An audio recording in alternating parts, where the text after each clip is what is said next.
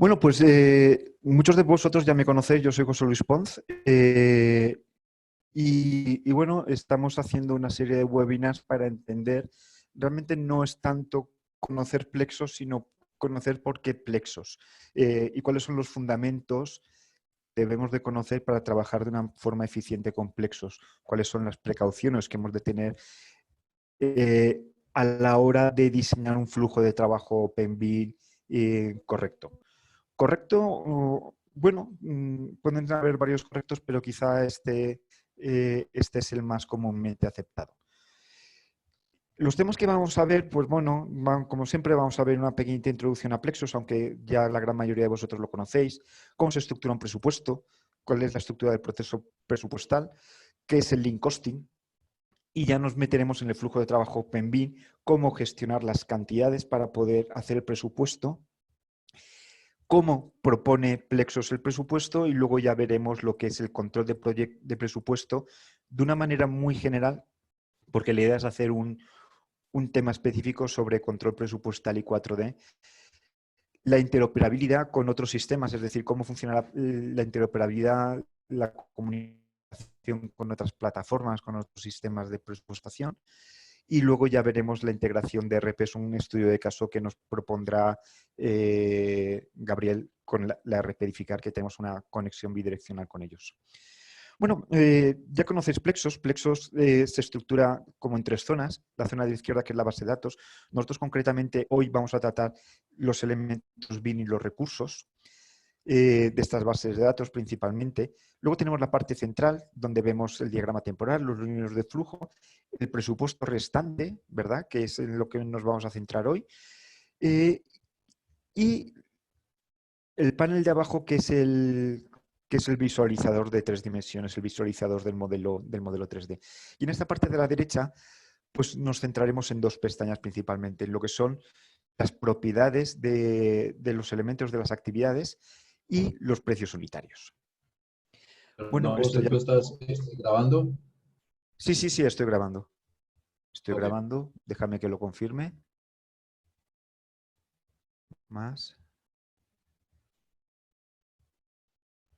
Sí, estoy grabando, Y bueno, estos son los ribbons de Plexos, donde tenemos diferentes opciones de una manera, quizás las más importantes, pero tampoco tienen muchas más. El resto de opciones se acceden por menú contextuales con el botón derecho del mouse. Bueno, vamos a ver cómo se estructura un presupuesto en construcción. Quizá hay que empezar como siempre, hay que empezar por los conceptos más básicos, más fundamentales, para poder construir ese conocimiento de lo que es un presupuesto, que quizá todos trabajamos con presupuestos, pero todos trabajamos con esa estructura y por qué está estructurado así. Bueno, ¿cuál es el objetivo de un presupuesto? Pues realmente es, os ruego que silenciéis los micros, porque si no se produce un eco bastante molesto. Bueno, el objetivo de un presupuesto es lo que os estaba comentando, es estimar el alcance económico de la obra, estimar, no adivinar, cuantificar el avance desde el punto de vista económico, es decir, poder hacer el pago y el cobro, ¿verdad? Definir esa relación contractual de una manera técnica, establecer los criterios de cómo vamos a pagar y cómo vamos a cobrar y quizá algo también muy importante y gran olvidado es definir inequívocamente las unidades de obra, es decir, cuáles son las calidades, las cualidades, las cantidades, la definición de los elementos que intervienen en esas unidades de obra, para que no existan conflictos luego a la hora de proceder al cobro y al pago. Esto es como realmente se estructura un presupuesto. Nosotros tenemos, estos conceptos los veremos luego un poquito más adelante, tenemos ciertos costos directos e indirectos, que en España son más conocidos como costes, utilizar indistintamente la expresión costo como coste, y esa unión de costos directos y costos indirectos es lo que me define lo que es el precio de la unidad de obra, ese precio unitario. Nosotros a los precios unitarios le aplicaremos unas cantidades de las unidades de obra en diferentes unidades de medición, metros cuadrados, metros cúbicos, y a partir de ahí obtendremos los importes. Esos importes es lo que se conoce como esa suma de importes es lo que se conoce como el presupuesto de ejecución material. Si ese presupuesto de ejecución material le aplicamos los gastos generales y el beneficio industrial, que aquí en América se conoce como AIU, Administración, Imprevistos y Utilidad, y le aplicamos el IVA, obtenemos el presupuesto de contratación.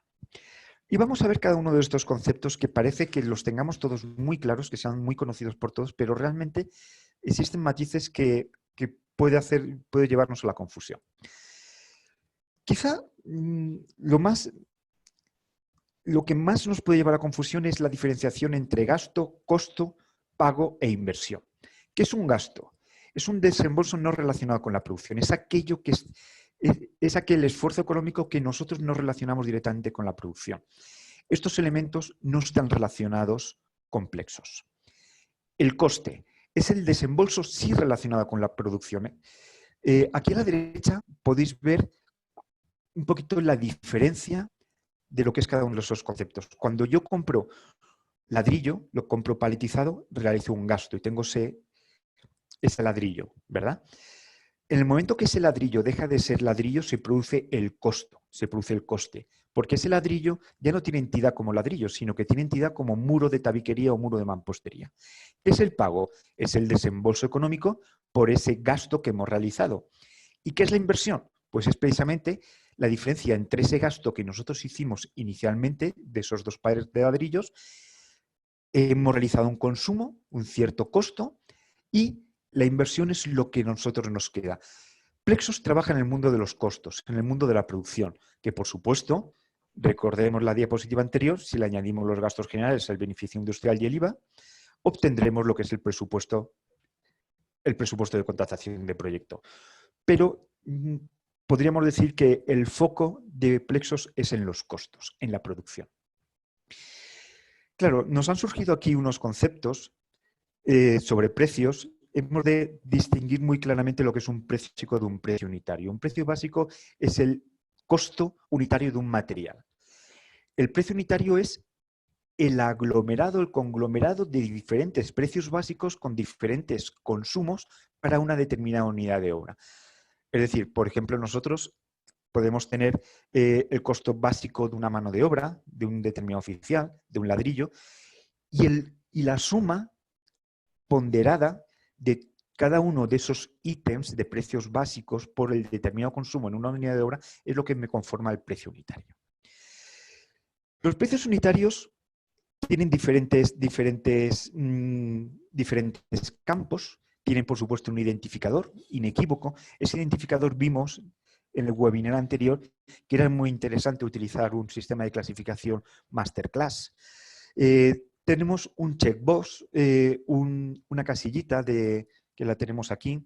Tenemos una casillita que nos permite a nosotros destacar exclusivamente en el diagrama temporal, que es esta casillita de aquí, destacar en el diagrama temporal solamente ese recurso que estamos destacando. Por supuesto, una descripción, un costo, una disponibilidad del recurso para saber cuándo estamos utilizando una sobreasignación de trabajo. En los recursos de tipo mano de obra y maquinaria necesitamos ciertas horas de trabajo al día, es decir, cuántas horas, cuál es la disponibilidad horaria diaria de ese recurso, porque va a ser muy importante a la hora de establecer cuáles son las cantidades. ¿Cuál es el recurso en el que está, el calendario en el que está asignado ese recurso? Porque Plexos trabaja con infinitos calendarios y los calendarios se pueden asignar tanto a nivel de actividad como a nivel de recurso. ¿Vale? ¿Cómo determina al final el tipo de calendario que va a utilizar para calcular la actividad? Recordemos que tenemos un calendario de actividad y un calendario de recurso. Si para un recurso es festivo, pero para la actividad es laborable, el resultado es que es festivo. Y de forma contraria, si para una actividad es festiva, pero para un recurso es laborable, el resultado será festivo. Es decir, solamente se trabaja en la actividad cuando todos los recursos intervinientes en un determinado día, ese día sea laborable. Y luego el número de actividades que nos dice en cuántas actividades tenemos asignado ese recurso. Eso es muy interesante porque nos permite ver cómo densificado está un recurso a lo largo del proyecto. Si, por ejemplo, un recurso no lo tenemos asignado en ninguna actividad, nos pondrá 0 y esa línea de recurso, ese ítem de recurso nos lo pondrá en un gris clarito como que no está utilizado.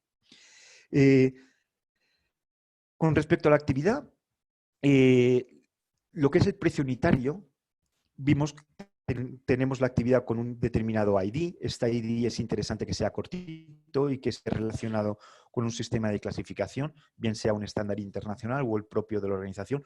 Un nombre corto. Cuando decimos un nombre corto, es realmente un nombre corto. Muchos usuarios confundís lo que es el ID con el nombre corto. El ID realmente es un acrónimo muy cortito.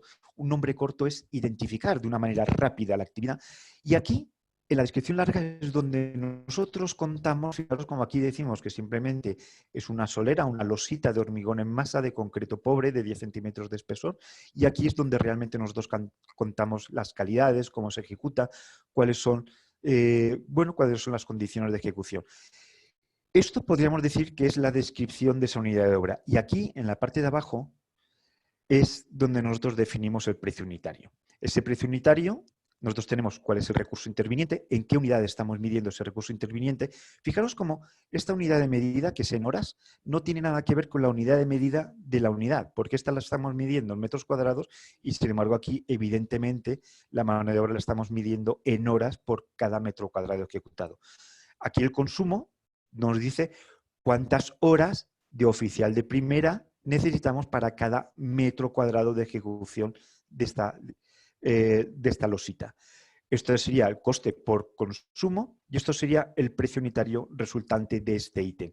La suma de todos los precios unitarios, de todos los precios básicos, me va a dar el valor del precio unitario por cada metro cuadrado de producción.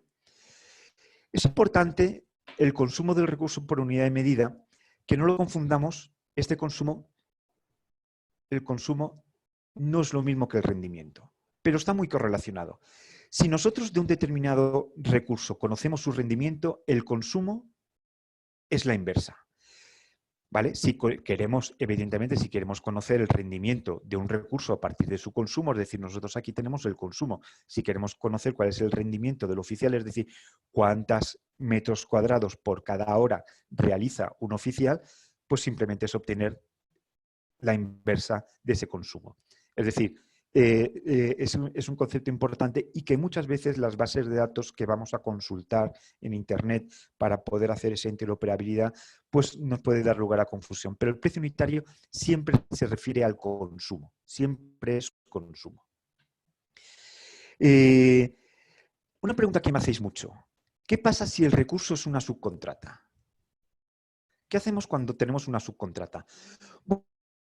Bueno, pues hemos de distinguir dos casos. Si la subcontrata es una mano de obra o es una maquinaria, o si es otro tipo de subcontrata. ¿Vale? Vamos a ver qué pasa cuando la subcontrata es una mano de obra o una maquinaria. Hemos de ver que Plexos organiza los presupuestos, los recursos entre el capítulo 1 y el capítulo 10, perdón, entre el capítulo 0 y el capítulo 10. El capítulo 0 está reservado, que normalmente es para valores en tanto por ciento. Y el capítulo 2 y 3 son mano de obra y maquinaria, ¿vale? Mano de obra y maquinaria.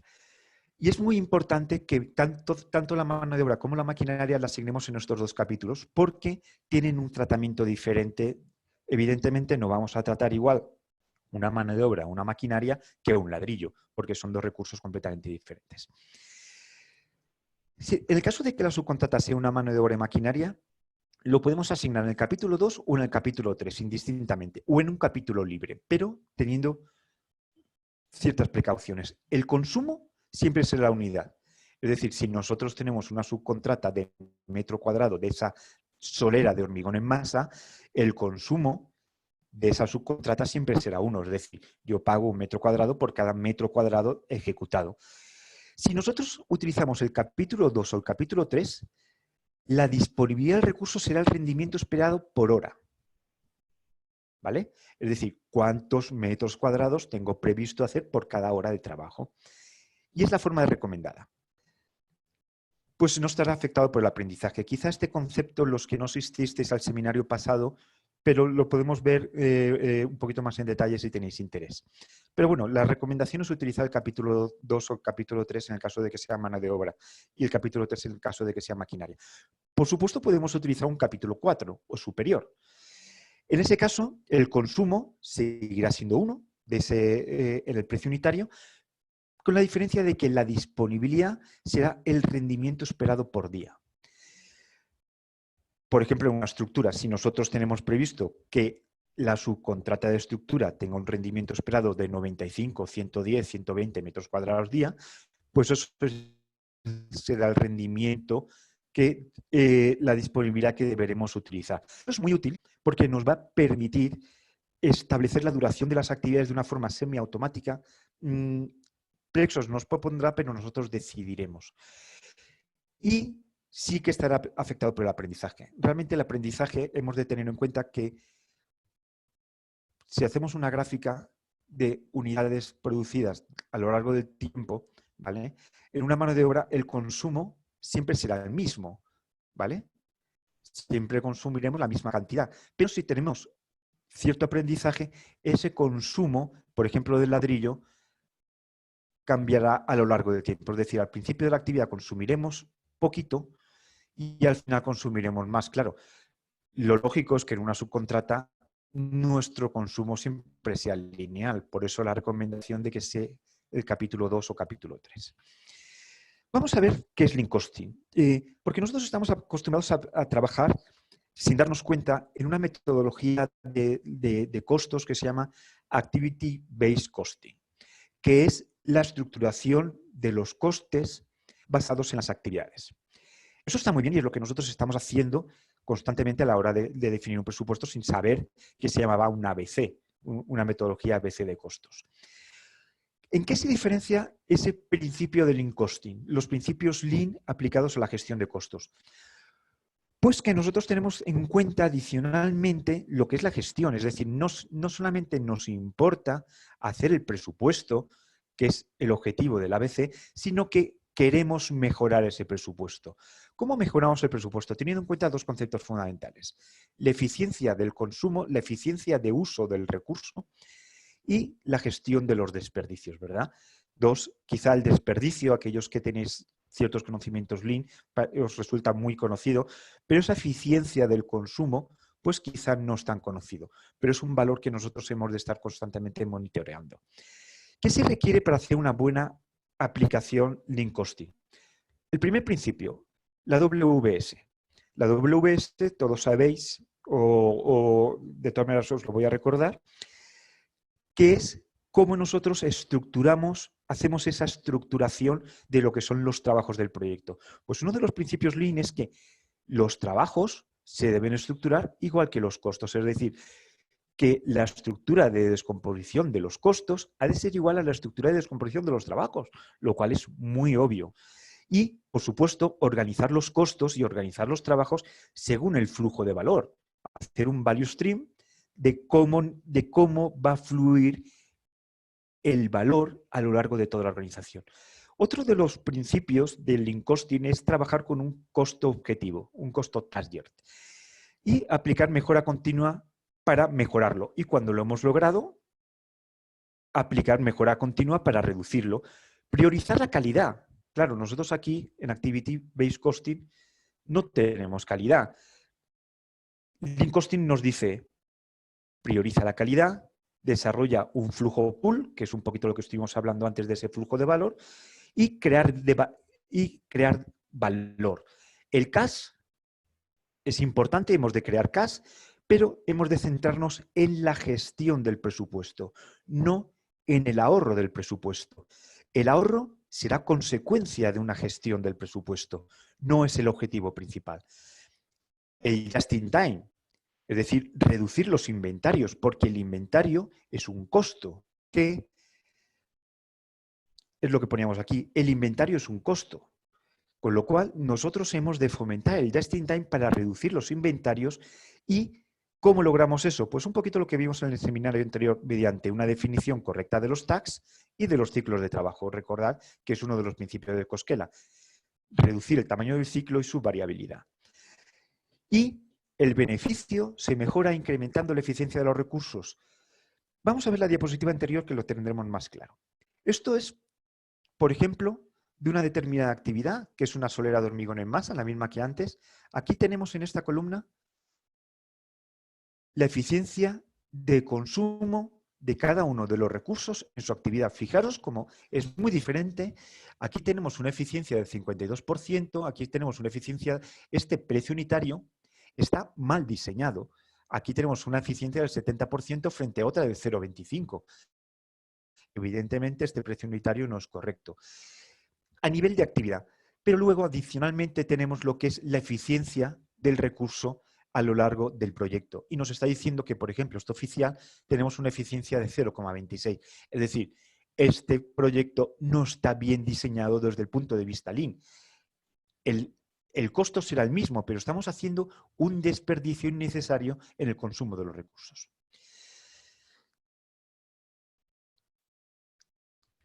En esta imagen, ¿qué es lo que quiero mostraros? Pues un poquito lo que es el precio unitario.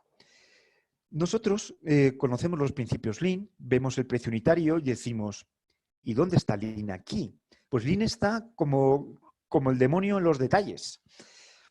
¿Cómo nosotros definimos un precio unitario? Pues realmente un precio unitario, aquí nosotros tenemos un costo, este costo realmente poco podemos hacer por él porque las cosas nos cuestan lo que estamos dispuestos a pagar por ellas o lo que nos piden por ellas, y un consumo. Nosotros sobre esto difícilmente podemos intervenir, salvo con una negociación. Nosotros podemos intervenir sobre el consumo de los recursos. Aquí es donde nosotros tenemos que hacer verdadero énfasis. Primero aquí, en la gestión, y luego en el costo. ¿Cómo nosotros trabajamos sobre este consumo? Pues para trabajar en este consumo, para mejorar la eficiencia en este consumo, hemos de entender cómo calculamos nosotros el consumo de un determinado recurso en este precio unitario. Nosotros vemos que este consumo, este quantity, está afectado por tres valores que son directamente proporcionales y otro valor que es inversamente proporcional. Estos valores que son directamente proporcionales es el factor de repercusión. Este factor de repercusión, cuando nosotros definimos un precio unitario, definimos un módulo, ¿vale? Vamos a suponer que esto es un trocito de estructura con su trocito de columna por aquí abajo, y vamos a decir que el módulo es de 5 por 5.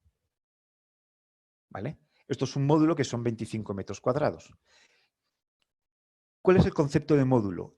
El concepto de módulo es una unidad estadísticamente representativa de la unidad de obra que nosotros queremos analizar. En este caso, una estructura de 50.000 metros, nosotros no vamos a estudiar los 50.000 metros de la estructura en detalle, porque sería un trabajo inacabable. Vamos a centrarnos en un módulo representativo que son 25 metros cuadrados. Es decir, que el factor de repercusión, en este caso, el factor de repercusión sería 1 partido por 25. Y nosotros lo que haremos será medir en detalle todos los elementos intervinientes en este módulo. ¿Vale? Una vez conocido lo que es el concepto de factor de repercusión, que es la inversa del módulo, por supuesto el módulo puede ser 1 metro cuadrado, que es lo habitual, por ejemplo, en un muro de mampostería. El primer ítem que tenemos es el consumo de los componentes, Q sub M. El segundo módulo que tenemos es la rotación. ¿Vale? La rotación de un material. Claro, el concreto, el hormigón, no tiene rotación. Una vez consumido, se queda consumido. Pero, por ejemplo, un recurso que está muy afectado por la rotación son las formaletas, los encofrados. Nosotros nunca vamos a pensar que una columna la vamos a encofrar. Vamos a utilizar un sistema de formaleta de encofrado, un cofre de columna para cada una de las columnas del proyecto, sino que vamos a intentar estandarizar. Ya me estoy adelantando un poquito a la siguiente diapositiva, de tal manera que ese cofre de columna, encofrado, lo reutilicemos en la mayor cantidad posible de columnas. Es decir, que mientras mayor sea el índice de rotación, menor será el consumo del recurso. Las pérdidas, uno de los principios Lean, lo que son las mermas, las roturas y las ineficiencias. Este caso P. Normalmente los gestores Lean se centran demasiado en este factor sin tener en cuenta que realmente los factores que realmente me van a afectar a mí es la cantidad del recurso. Las mermas vienen a estar entre un 1 y un 2%, poco tenemos margen de maniobra. Sin embargo, fijaros en la cantidad. Si nosotros conseguimos un buen sistema productivo de tal manera que el consumo de materiales sea el menor posible, el consumo de recursos sea el menor posible y la rotación sea la máxima, le vamos a dar un vuelco completo a este índice de consumo del recurso por los materiales. ¿Recordáis los principios de Koskela? Fijaros en el tercero y el cuarto. Reducir la variabilidad y reducir el tiempo de los ciclos. Un principio de Koskela. Y el 9 y el 10, introducir mejora continua y constantemente referenciar y hacer benchmarking. Fijaros cómo afecta. El primer principio, lo que es estas mermas, roturas, ineficiencias. Estamos hablando que va entre el 1 y el 2%. Aquí tenemos poco margen de maniobra, pero sin embargo, por supuesto, es el primer principio de Koskela, reducir aquellas actividades que no agregan valor. El consumo de los materiales es el tercer principio de Koskela, reducir la variabilidad, intentar estandarizar lo más posible el proyecto, intentar buscar sistemas constructivos que nos reduzcan el consumo. Realmente no aceptar siempre todos los diseños estructurales sin ver realmente cuál es esa cuantía de acero que estamos consumiendo, si está dentro de los estándares. Para eso, por supuesto, necesitamos bases de datos. Hay que trabajar. La gestión presupuestal es importantísima. Nosotros vivimos de reducir al máximo los costos.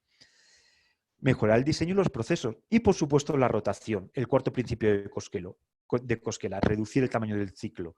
El consumo de los recursos, el inventario, se reduce linealmente con la reducción del tamaño del ciclo.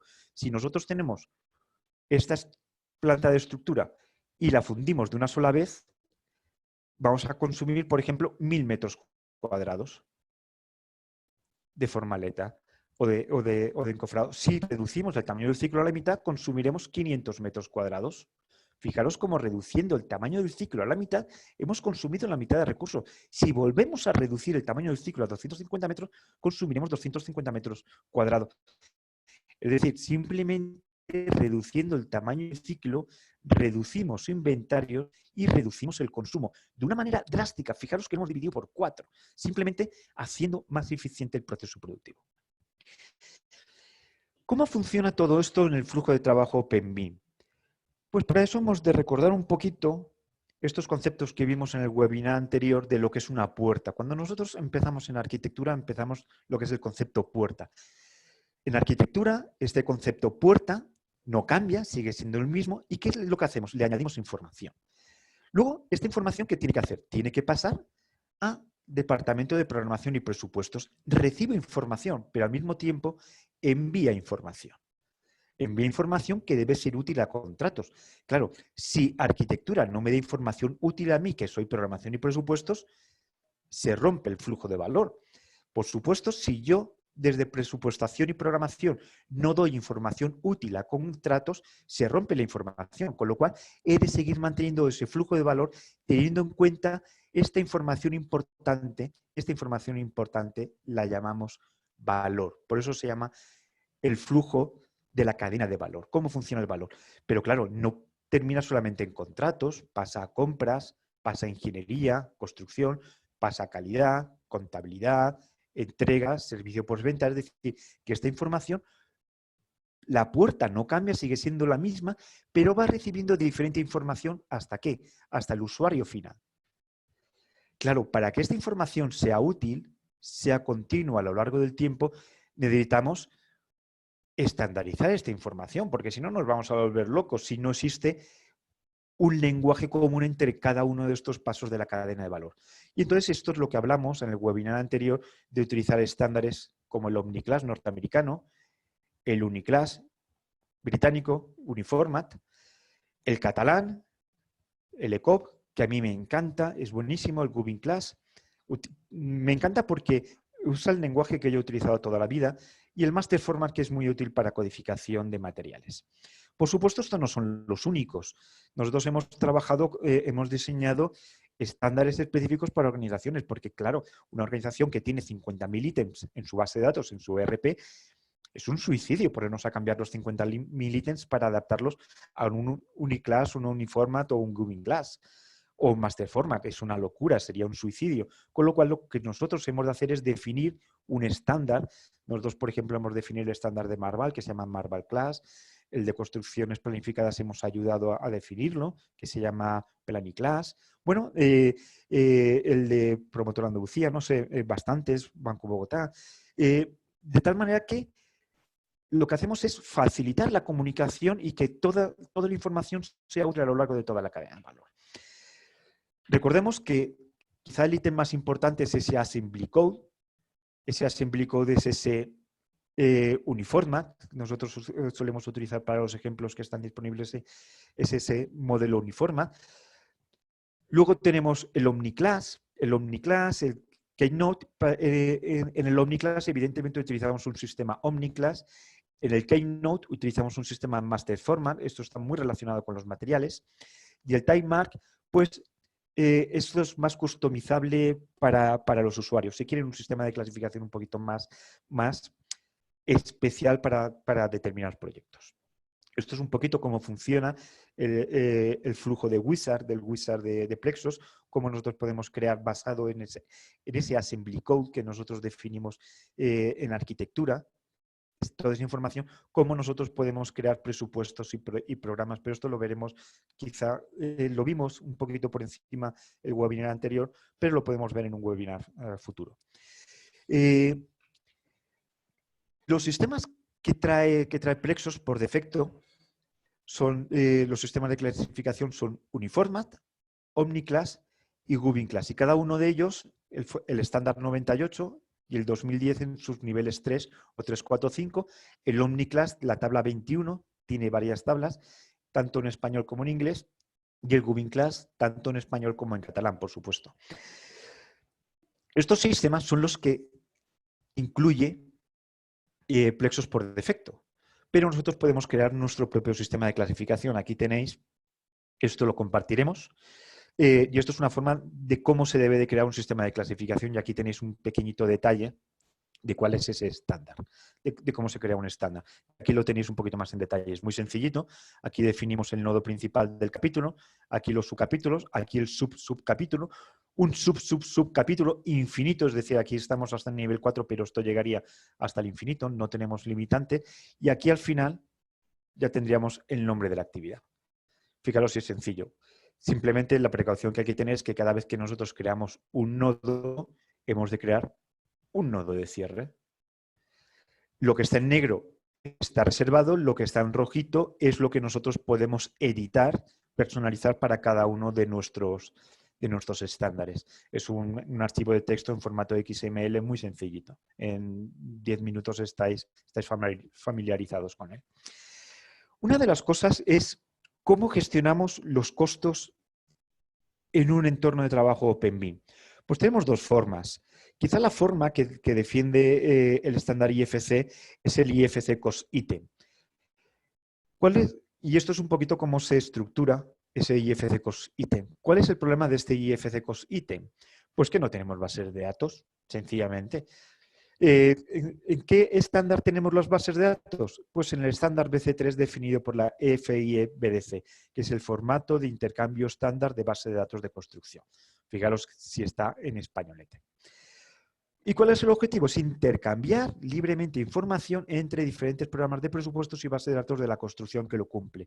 Claro, esto es una ventaja grandísima, sobre todo porque no está diseñado hace un año, sino que tiene más de 20 años de haberse diseñado este estándar BC3, con lo cual está muy extendido.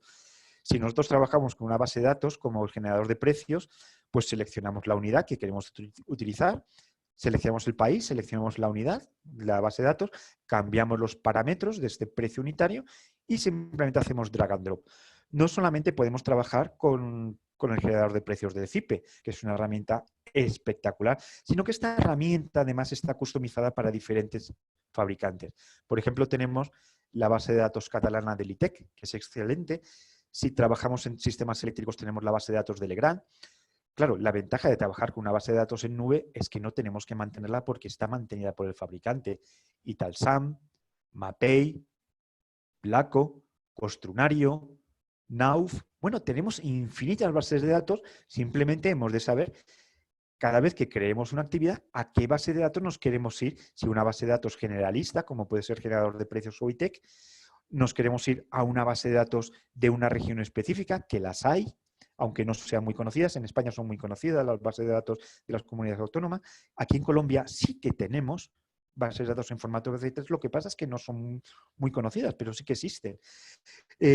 O bien nos vamos a una base de datos de fabricante. Por ejemplo, si queremos utilizar un sistema de Placo, entramos en Placo y descargamos, hacemos drag and drop directamente de los precios que nos queremos traer, lo cual nos facilita enormemente una gestión presupuestal en formato BC3 en vez de utilizar este formato IFC Cost Item, que no está popularizado en una base de datos sobre él. ¿Cómo medimos, una vez que tenemos claro lo de los precios, cómo medimos el proyecto? Pues hemos de tener en cuenta dos conceptos. El primer concepto es el property set. Y el segundo concepto es el quantity set. El property set son conjuntos de propiedades que tiene un elemento. Imaginaos una columna. Pues tenemos diferentes conjuntos de propiedades. Pueden ser propiedades físicas, mecánicas, acústicas, térmicas, diferentes características. Y están agrupados por conjuntos, pues se llaman set. Set es conjunto en inglés. Y entonces se organizan por conjuntos. Uno de esos conjuntos de propiedades son los quantity set. Esos quantity set es donde nosotros tenemos las cantidades. Y es donde nosotros realmente nos vamos a centrar. A nosotros, por supuesto, nos interesan las propiedades, los conjuntos de propiedades, porque necesitamos saber cuál es el material que está utilizando. Pues bueno, lo que nos viene definido, esa información que nos viene definida desde arquitectura, para nosotros poder aplicar adecuadamente el quantity set. Fijaros, por ejemplo, esto es una actividad de muro cortina, un elemento BIM de un muro cortina. Este es el árbol del IFC, del modelo, y aquí nos está dando cantidades. Fijaros si nos da cantidades: altitud al piso, altura inferior. Bueno, pues aquí tenemos muchísimas cantidades. Tenéis que llegar a un equilibrio, ¿vale? Tenéis que definir en el BEP realmente cuáles son las cantidades importantes, relevantes para nuestro proyecto. No por tener más cantidades va a ser mejor nuestro modelo. Muchas cantidades se convierten en ruido. A mí tener altura superior a cota cero, altura superior al nivel del mar, pues para mí eso es información irrelevante, no sirve de nada. Y realmente me molesta, me resulta difícil poder hacer una buena asignación de cantidades si tengo exceso de información. Es mejor la información justa que información innecesaria o irrelevante. Con respecto, otra cosa que me preguntáis mucho es ¿cómo exporto el modelo para poderlo utilizar en Plexos? Pues esto es, por ejemplo, la pantallita Revit para exportar un modelo a IFC. Tengo todas estas opciones y más opciones. De todos estos ítems que yo tengo aquí, voy a utilizar dos. El IFC 2.3, el Coordination View 2.0 o el IFC 4. Cualquiera de los dos lo podemos utilizar con Plexos. Los dos son excelentes. Quizá este está mucho más popularizado, el IFC 2.3, con lo cual quizá lo más recomendable sería utilizar el IFC 2.3 Coordination View. Aunque podemos utilizar perfectamente el IFC 4. ¿Cuál es la diferencia entre los dos? Pues básicamente es que el IFC 4 me va a dar más calidad de renderizado. Pero eso puede ser una molestia porque sabéis que a más calidad de renderizado, más consumo computacional voy a requerir. Con lo cual, si el modelo es pesado, por favor, utilizar modelos federados. Nunca me cansaré de repetirlo. Utilizar modelos federados. Muchas veces en los modelos complejos tener mayor calidad de renderizado es contraproducente. Con lo cual, el IFC nos da una excelente calidad de visualización y el peso computacional no es muy excesivo. Luego, ¿dónde están las cantidades? Pues eso es un poquito lo que yo os había dicho antes. Tenemos aquí en Property Sets, tenemos las cantidades. Fijaros, el primero es exportar los conjuntos de red. Pues hombre, sí, porque Revit tiene unas familias integradas y si las utilizamos, pues necesitamos exportar esas propiedades porque si no, no tenemos sus cantidades. Las propiedades comunes de IFC, pues hombre, pues también, porque si no, no vamos a perder interoperabilidad, también lo vamos a seleccionar. Las Propiedades base, pues también, es decir, que nosotros vamos a exportar las cantidades que se generan a partir de la geometría del modelo, es decir, las cantidades básicas, altura, superficie, sección. Si nosotros realizamos algún schedule, alguna medición en Revit, le podemos decir que nos exporte esa medición con los ítems como un conjunto de propiedades, es decir, que esa medición que nosotros hemos, ese schedule que nosotros hemos hecho en Revit, lo podemos exportar como un property. Y adicionalmente, que por ejemplo, Gubim sí que tiene este property set definido por el usuario para que trabaje con el estándar. Nosotros podemos definir un conjunto de propiedades basado en nuestro estándar y le podemos decir que nos exporte el proyecto a IFC teniendo en cuenta esas propiedades definidas por nosotros. Por ejemplo, una propiedad definida por nosotros, importante, el peso del acero. ¿Habéis intentado obtener el peso de un perfil metálico de una columna de acero o de una viga de acero con Revit y exportarlo a IFC? Es una locura, es una locura. Sin embargo, pues estas propiedades definidas por el usuario que definen los estándares, yo solamente lo conozco del catalán, por eso me gusta tanto, porque es muy aterrizado y resuelve los problemas de los usuarios, pues me permite a mí obtener los kilos de consumo de acero, algo que no me permite Revit en su formato estándar. Un poquito con conclusiones. ¿Cómo se mide en BIM? ¿Cómo medir en BIM? Pues primer principio, no será fácil obtener todas las cantidades desde el programa de modelado, ¿vale? Podéis intentar conseguir todas las cantidades desde el programa de modelado, pero no va a ser una tarea fácil. Veréis que en algunos programas es más fácil que en otros, entonces tenéis que consensuar. Yo, por ejemplo, estoy trabajando simultáneamente en el equipo con ArchiCAD y con Revit. Pues hay cosas que se hacen mucho mejor en ArchiCAD, por ejemplo, todas las cosas de arquitectura, las cantidades de arquitectura. ArchiCAD las da de una manera excelente y sin embargo Revit hace unas maldades grandísimas. Otro principio, cada programa de modelado mide de una forma diferente. Vais a decir, oye, pero es que el área de mampostería es la misma. No, pues no. Cada programa mide de una forma diferente. Por lo tanto, cuando vosotros veáis una propiedad que se llama superficie, debéis de tener muy en cuenta qué tipo de superficie es. Si es una superficie en plantas, si es una superficie de proyección, si es una superficie de revestimiento, si es una superficie a norte, a sur, a este, a suroeste. Hay 1000 formas diferentes de medir. Por eso, debéis de tener muy claro cómo mide vuestro programa de modelado. ¿Por qué? Pues porque Plexos no mide. Plexos lo que hace es interpretar las propiedades, la información que viene desde arquitectura. Por eso es importantísimo definir muy bien el BEP. ¿Recordáis lo que es el BEP? Es el BIM Execution Plan. Hemos de definir muy bien ese BEP, cuáles son las cantidades para cada uno de los ítems de nuestro proyecto basado en el estándar. Que cuando nosotros decimos superficie neta, ¿qué significa superficie neta? Y cuando nosotros decimos superficie bruta, ¿qué es superficie bruta? Que la superficie bruta no es ese muro de mampostería, ese tabique de ladrillo medido en planta. No, es esa proyección. Si yo quiero la superficie de revestimiento, tengo que ver qué es lo que mido. Otro principio importante, no intentéis modelarlo todo. ¿Vale? ¿Por qué? Pues porque el exceso de información se convierte en ruido.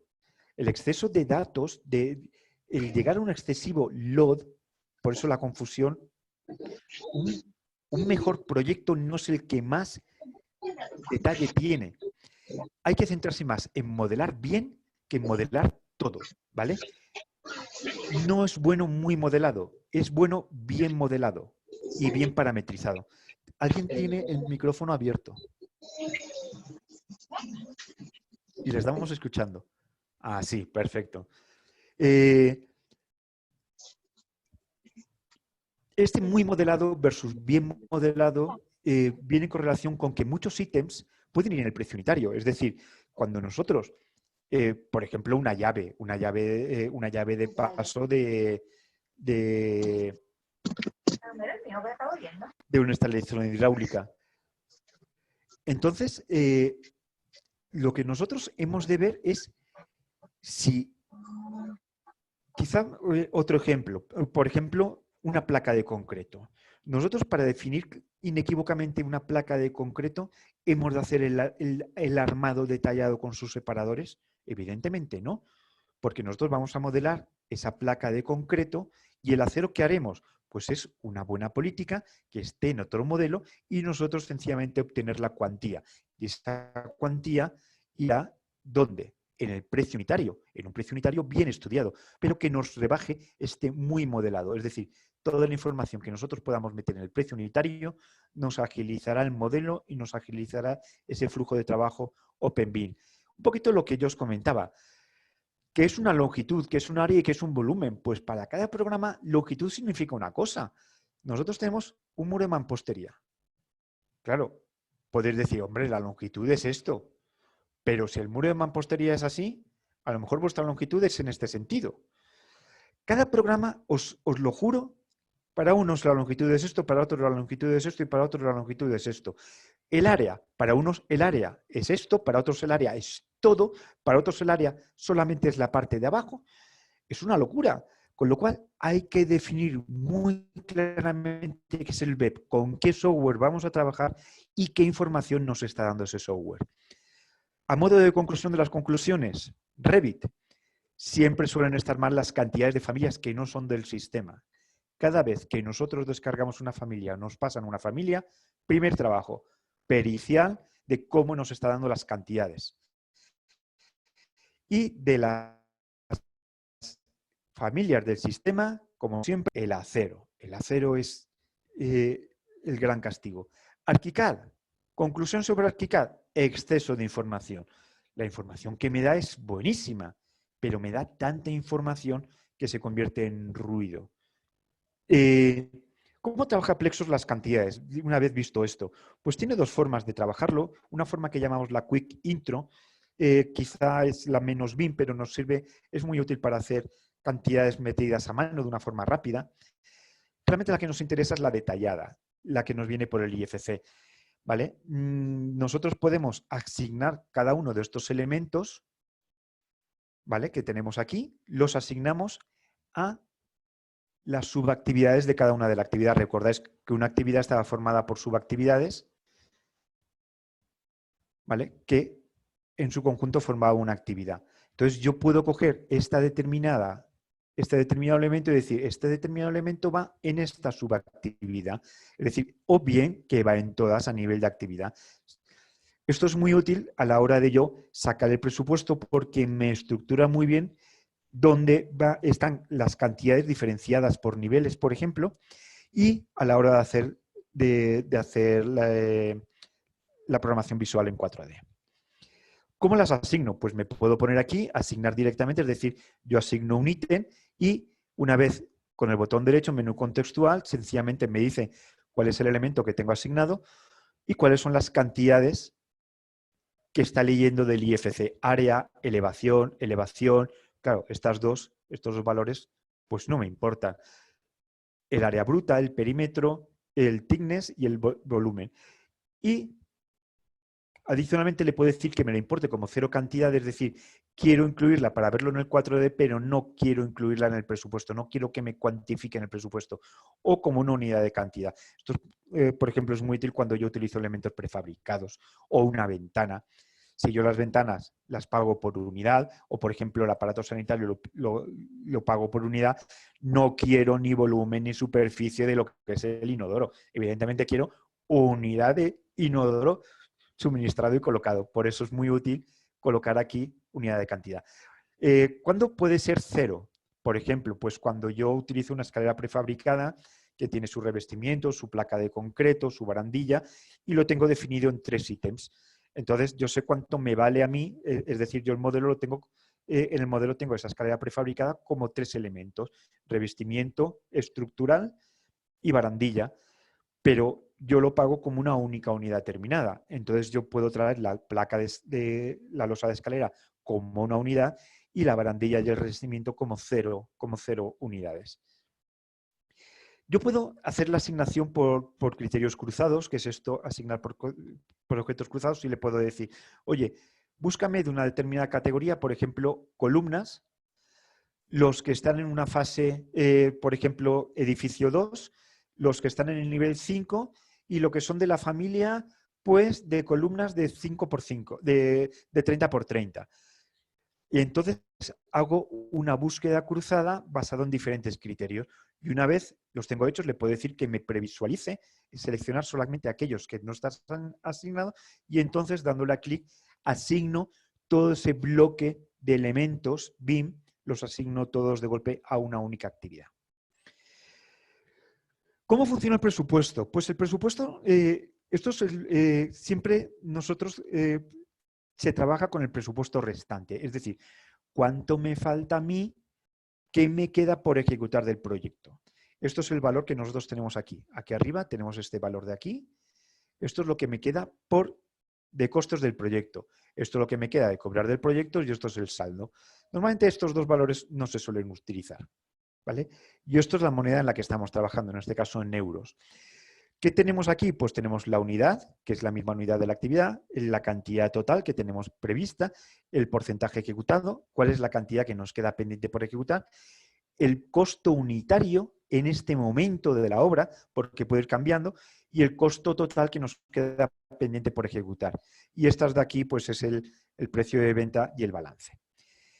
Es importante que nosotros, que esto me lo pedisteis en el anterior webinar, ¿es posible asignar subactividad terminada? Pues sí, lo hemos hecho, de tal manera que nosotros una determinada subactividad, esta actividad, por ejemplo, es una losa, tiene 17, creo que tiene 30 subactividades, porque es un edificio de 30 placas, y entonces nosotros podemos definir subactividad por subactividad cuál es el estado de terminación, si está totalmente terminada o si no está terminada. ¿Vale? De tal manera que nosotros definimos aquí el porcentaje ejecutado. Pero también lo podemos hacer al revés, es decir, nosotros desde aquí, desde la cantidad, podemos poner directamente los metros cuadrados que tenemos realmente ejecutados y Plexos nos calculará el porcentaje, es decir, que podemos trabajar desde el porcentaje que nos dé los metros cuadrados o desde los metros cuadrados que nos dé el porcentaje de ejecución. Y esto es una cosa que a mí me gustó mucho, esta propuesta que me hiciste en el anterior webinar y por eso la hemos puesto en la versión que acabamos de sacar esta mañana. Bueno, todo esto es un poquito lo que os he comentado ya. Y esto es el informe de presupuesto. Tenemos dos formas básicas de sacar el presupuesto. Esto es un presupuesto resumido. En el presupuesto resumido, pues nos saca el informe a Excel. Y el informe que nos saca Excel, pues es esto. Ay, no veo. Ah, vale, ya lo tengo aquí. La primera hoja es el resumen de presupuesto, ¿vale? El summary, que es el resumen de todo el presupuesto. Simplemente es una hojita con cada uno de los capítulos y el primer subcapítulo. Si no tenemos subcapítulos, simplemente pone el valor del capítulo. El detalle por capítulo, resumido, es decir, que nos va a poner el capítulo, lo que son el ID, solamente nos va a poner el ID y la descripción corta. Y, por supuesto, los valores de costos y de importes. Los precios unitarios, que los tenemos aquí, y el presupuesto invertido, que es lo que me gusta llamar a mí como presupuesto por recursos. Es decir, en vez de sacar el presupuesto por capítulos, es el presupuesto por recursos.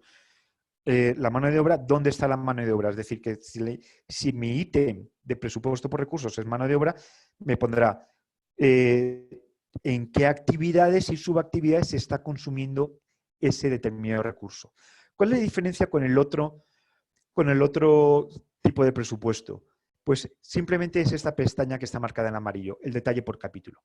Y es que en este tenemos el ID, tenemos la descripción corta, tenemos la descripción larga. Esto es muy útil para un sistema de contratación porque tenemos aquí la descripción larga, que recordáis que la descripción larga es donde yo defino lo que son las características, cantidades, cualidades y criterios de medición y de aceptación de las unidades de obra.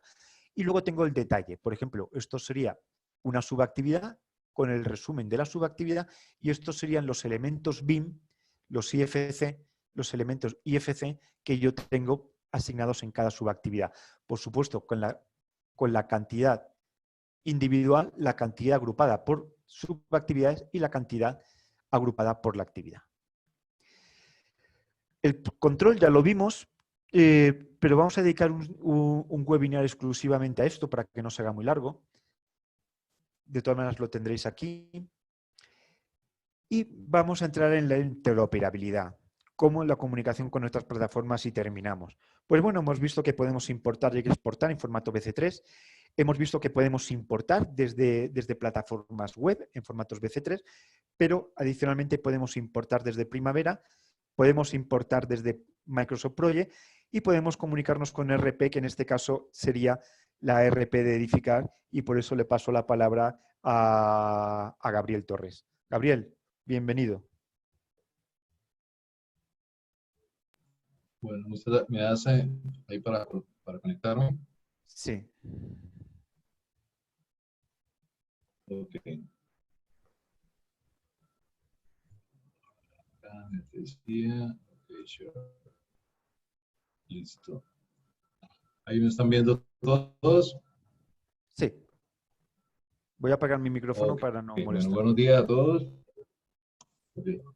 Muy buenos días a todos. Primero, pues, muchas gracias a José Luis y Alejandro por la invitación que nos hicieron. Nosotros realmente somos una empresa desarrolladora de software, todo enfocado al área de ingeniería y arquitectura. Hemos tratado más que un IRP, es de armar un IRP que le llamamos nosotros, que es una integración de recursos de programación, en donde la parte superior que están viendo ahí es todo lo que compone Edificar. Ahorita hablamos un poquito más en detalle. Y pues conectarnos con programas como Archicad, como Revit, igual obviamente con Plexus Project. También tenemos módulos de administración de ventas. Podemos hacer todo lo que es inteligencia de negocio a través de dashboard, estos productos como Power BI, el mismo Excel. Podemos también tener conectividad con Factiplan y en línea podemos conectarnos con programas como productos de CIESA, como GRP y el SBS Cloud. Edificar está compuesto esencialmente de unos módulos que le sirven al usuario para armar la base de datos. Ahorita vamos a armar cómo se lleva esto pues, a Plexus. Y el primer módulo, digamos, está enfocado para manejar todo lo que tiene que ver bases de datos de construcción. Con esa base de datos podemos armar un presupuesto o presentar una licitación. Podemos manejar los escenarios, que es muy interesante poder ver el presupuesto, digamos, de la licitación versus el presupuesto objetivo versus el presupuesto de ejecución. Podemos hacer lo que es la cuantificación de recursos para poder ver la explosión de insumos que requieren. Inclusive manejamos flujos de inversión, que inclusive con el Plexus también podemos traer, digamos, el flujo de Plexus que traen Excel, colocarle cantidades y traerlo nuevamente a Edificar. Y también podemos hacer análisis de proponentes, que es muy útil para empresas que subcontratan y que quieren visualizar las ofertas de unos diferentes proponentes. El siguiente módulo está enfocado ya para el manejo, porque esta parte es lo que habla José Luis de la contabilidad. Realmente es un programa técnico que permite manejar ya en este módulo todo lo que tiene que ver con pedidos, manejo de órdenes de compra, todo lo que tiene que ver con los bancos de datos, las acciones de todos los contratistas, manejar cuadros comparativos que le van a permitir a un departamento de compras saber escoger su mejor opción. Y obviamente manejamos todo lo que tiene que ver con los inventarios de obra y alquiler de equipos. El tercer módulo ya está enfocado para departamentos de contratación, donde hay que hacer ya los contratos con los contratistas, manejar todo lo que tiene que ver con los otros ítems, los adendos, los contratos, manejo sus actividades, que son muy útiles cuando ya se empieza a ejecutar el proyecto y toca crear sus actividades en la ejecución. Puedo manejar también memorias técnicas de la medición que se hace y manejo de cuadrillas, que es muy interesante para el seguimiento de cuadrillas. También manejamos lo que son requisitos de liquidación en ese módulo para hacer todo lo que es la liquidación de un contrato. El cuarto módulo está enfocado pues para todo lo que tiene que ver con la parte de gastos generales, cajas menores inclusive, y ahí se imputan todos los gastos que no se han imputado por los demás módulos, como todo lo que tiene que ver pues con la parte de gastos operativos, digamos así. El cuarto módulo es la conexión que hacemos con la parte contable. Lo podemos hacer en línea o a través de archivos planos como quieran manejar y como lo tenga pues el programa de contabilidad. Y también tenemos todo un módulo especializado para la parte de análisis de costos, que permite que en tiempo real pueda haber estado lo ejecutado, lo pendiente por ejecutar. Hay más de 40 reportes diferentes, solamente el módulo incluye más de 3 módulos a lo largo de todo el aplicativo. Obviamente también tenemos un módulo de seguridad, donde definen todos los roles, las credenciales, accesos, tenemos el log y obviamente auditoría. y podemos, como utilitarios, desde el mismo edificar, conectarnos complejos. Este es un software que lleva pues ya muchos años en el mercado. Manos Nuestras lleva 24 años, lo hemos desarrollado en conjunto con muchas empresas de las cuales ellos nos han dado, como le decía José Luis, nos dan su know-how y nosotros lo transcribimos al sistema. Tenemos bastante empresas de todo estilo, empresas eléctricas, hidráulicas, empresas de construcción, obviamente, que son la gran mayoría, de edificación y de obras civiles. Ok, yo quería mostrarles aquí también que, como lo que estaba hablando José Luis, que cuando yo tengo un proyecto, es un ejemplo pues muy sencillo, que armé aquí de una casa, por ponerlo pues fácil, ¿sí? Es donde yo puedo también aquí de alguna forma calcular cantidades de obra, ya sea con esquemas o con listas, y el programa me ha calculado unos ítems que tengo ahí viene su identificador, y este archivo pues sencillamente lo que vamos a hacer es decirle al sistema que lo guarde, vamos a guardarlo aquí en esta carpeta, vamos a decirle que lo almacene ahí en la carpeta, y ya pues entra a edificar, dentro de aplicativo edificar, aquí voy a entrar desde cero para que lo vean, aquí está edificar, esa es la pantalla de bienvenida, en donde sencillamente vamos a entrar a esa empresa, vamos a decirle al sistema entonces que me cree una nueva obra, creamos una nueva obra, le asignamos el proyecto, ¿sí? Y una vez que creamos esta obra, vamos a llamarla en demo, ok, la creamos y lo que hacemos es que vamos a importar esas cantidades. Te digo aquí que me importe, sencillamente yo puedo importar tanto cantidades de Archicad como lo puedo hacer con Revit. En este caso vamos a hacerlo con Archicad. Vamos entonces a decirle al sistema que me muestre la carpeta en la cual yo guardé esa información, ¿sí? Que está aquí. La fecha que acabamos de, con la hora que acabamos de hacer ahorita, le damos cantidades, le damos Open y aquí entonces lo que es el sistema que ya me trajo la información y aquí entonces me va a traer todas las cantidades de todo el presupuesto, de todo lo que tengo allá. ¿Estamos? Una vez que yo haya esto hecho, ¿sí? Ok, vamos a mirarlo acá en esta obra que ya les tengo armada. Ok. Una vez que yo traiga todas las cantidades de presupuesto, ¿sí? Puedo hacer una evaluación rápida de la participación porcentual de todos los insumos que tenga la propuesta, cuánto pesan los equipos, cuánto pesan los materiales de mano de obra, y ya el programa internamente ha traído las cantidades y obviamente aquí dentro de cada análisis de precios unitarios, pues ya están los componentes que es el análisis de precios unitarios. Puedo manejar varios niveles, es decir, dentro de un análisis puedo meter otro análisis y ahí sucesivamente.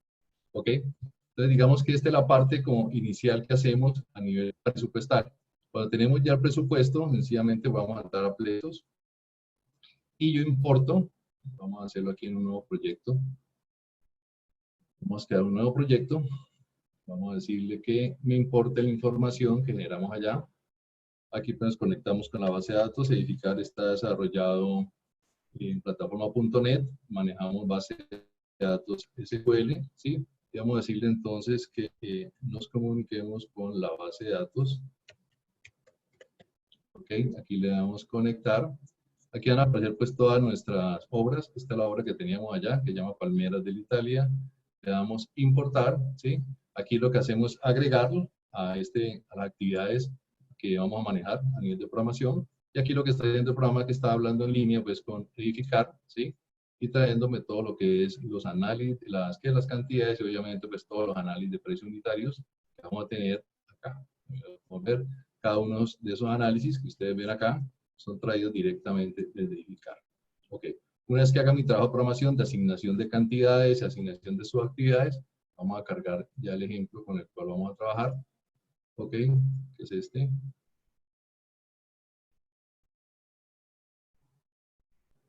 Ok, entonces vamos a decirle aquí que ya he hecho mi programación, ¿sí? Y ya empecé entonces a hacer todo el proceso de costos, ¿sí? En edificar. La curva azul obviamente es la que me representa mi programación. Y en la medida que yo voy haciendo lo que hablaba José Luis, los puntos de control, yo puedo ir viendo mis costos, ¿sí? Y también puedo hacer mi análisis de valor ganado. Si quiero volver a calcular, por ejemplo, un costo a esta fecha, decirle que abril 10, nuevamente entonces en edificar, le digo al sistema que me calcule los costos de todos los movimientos. Aquí ya supuestamente, pues ya hemos hecho todo lo que son entradas, salidas, hemos hecho todo el proceso de compra, hemos hecho contratos, gastos generales, gastos administrativos, le digo al sistema entonces que me haga un cálculo. Aquí el programa me calcula todos los costos a este momento. Y nuevamente entonces volvemos a Plexos y le decimos, por favor, tráigame la información a esta fecha. Entonces le damos nuevamente importar. Seleccionamos nuevamente, volvemos a acceder pues, a la base de datos. Y traemos nuevamente costos a un periodo determinado. Aquí cuando le digo importar, me dice, ahora le digo actualice las actividades, le damos OK. Y ahora voy a hacerle el punto de control. Entonces le decimos que el punto de control que lo vamos a hacer, vamos a suponer que más o menos en abril que hice eso, y digamos que ese es mi punto de control en abril. Al darle aquí a almacenar, ya el programa me calcula y me trajo costos a este momento. Esto para decir muy someramente y muy por encima, porque estamos tratando pues, de resumirlo, es lo que manejamos con Edificar. Y hasta asignaciones, como estaba diciendo José Luis. Ok. Excelente, Gabriel. La verdad es que yo lo veo y me fascino. Y eso que estoy acostumbrado a verlo. Qué trabajo más bueno. Okay. Excelente. Es un trabajo de muchos años.